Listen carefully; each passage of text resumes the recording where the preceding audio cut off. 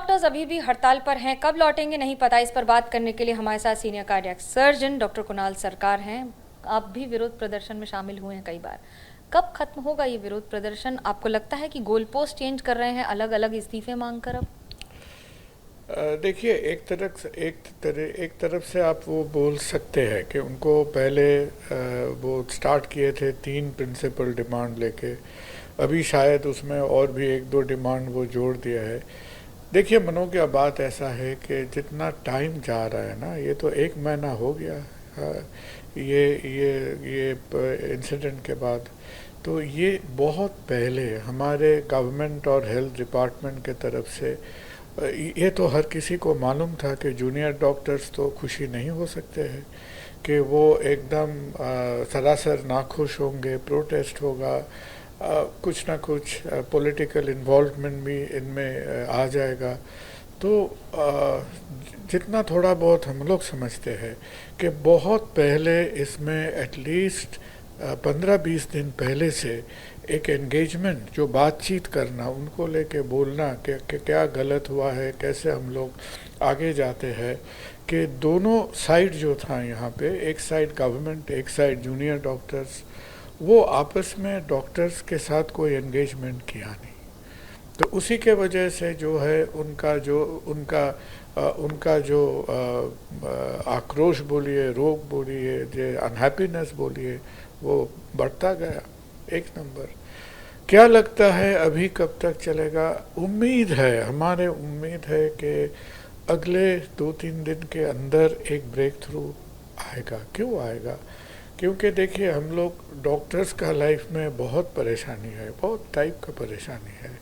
और एक परेशानी यही भी है कि अगर हम आपसे गुस्सा करते हैं कि डॉक्टर जब सोसाइटी या जो हमारे एडमिनिस्ट्रेशन है, स्पेशली पॉलिटिकल एडमिनिस्ट्रेशन, और हम लोग जब बैठ जाते हैं ना कोई धरना करने, कोई प्रोटेस्ट करने, टाइम हमारा साथ नहीं देता है।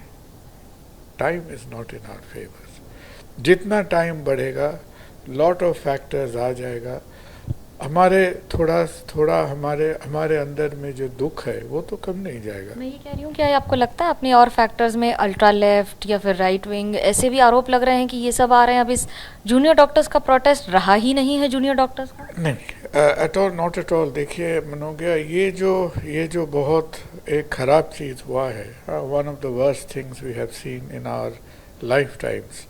अगर ये सारे चीज़ में हम लोग को एक पॉजिटिव को कुछ देखना है, ये पॉजिटिव है हमारे लाइफ में। हम तो 8 साल मेडिकल कॉलेज में भी थे, कलकत्ता में, almost 27-20 years of medical practice.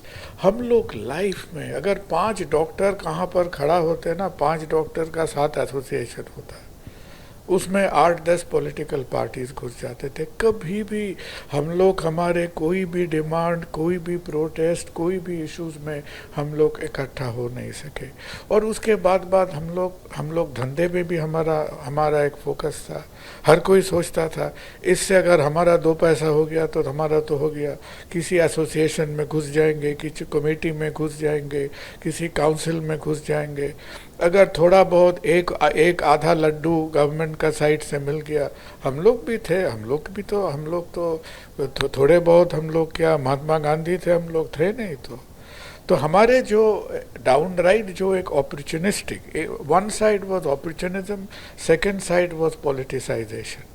ये दोनों मिलके पिछले 50 साल से हम लोग कभी भी हमारे कोई इशू ना सोसाइटी के सामने, ना कोई भी गवर्नमेंट का सामने हम लोग रख सके। लेकिन सरकार ने तो सुप्रीम कोर्ट में कहा 23 लोगों की जान गई, इसके लिए कौन जिम्मेदार है बताइए? देखिए, सरकार गए थे, आई थिंक सरकार को भी सोचना है और सुप्रीम कोर्ट को भी सोचना है। सुप्रीम कोर्ट को गुस्सा नहीं आना चाहिए। हम उसको प्रणाम नमस्कार सब करके बोलते हैं। हम कभी ऑनरेबल बोलना नहीं चाहते हैं, कारण सुप्रीम कोर्ट खुद ही बोला है कि हमको ऑनरेबल मत बोलिए। It's a colonial term. British तो भाग गया है ना, तो ब्रिटिश के याद में क्यों 10 बार ऑनरेबल बताए?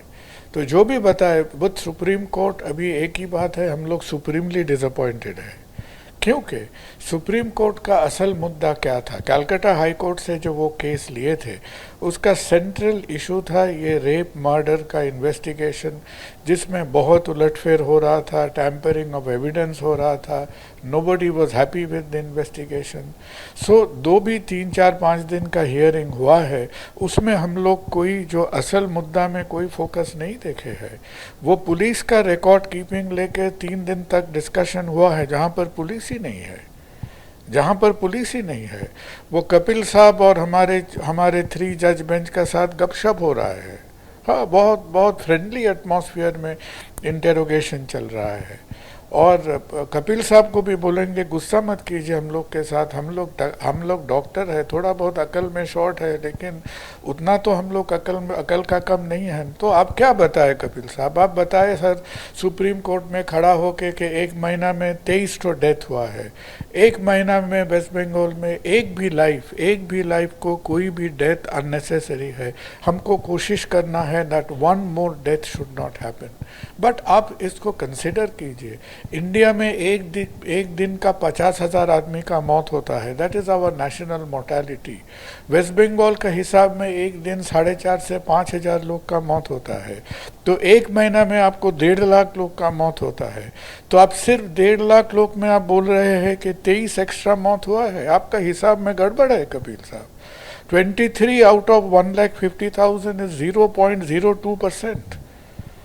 ये 0.02% का सिग्निफिकेंस में आपको हाई कोर्ट से एक डायरेक्टिव मिल गया, तो कहाँ तक आप लॉ का विचार किए और कहाँ तक आप स्टेटिस्टिक्स का विचार किए मालूम नहीं है। लेकिन ये बात हम कोई फैल नहीं सकते हैं कि अगर जूनियर डॉक्टर्स काम नहीं करते हैं, इमरजेंसी चालू है, ऑपरेशंस हो रहा है, लेकिन तब भी 30 to 40% impact on hospital services होगा।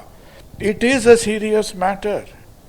लेकिन कुछ फैब्रिकेटेड, उल्टा पुल्टा, अनसब्सटेंशिएटेड फिगर देखे, अब हमारा देश के हाईएस्ट कोर्ट में जाके अब कोई एक आपका एक मन में आ गया, आप एक अनसब्सटेंशिएटेड बोला जिसको कोई इम्पोर्टेंस ही नहीं है वो फिगर का। हम लोग एज अ डॉक्टर हम लोग मानते हैं कि जो 26 मेडिकल कॉलेज हॉस्पिटल्स का मुसीबत होगा, मुश्किल होगा काम करने में, लेकिन फ्यूचर जब आर्ग्यूमेंट्स करेंगे ना, वो 22, 23, 24, 25 उससे भाग के आइए।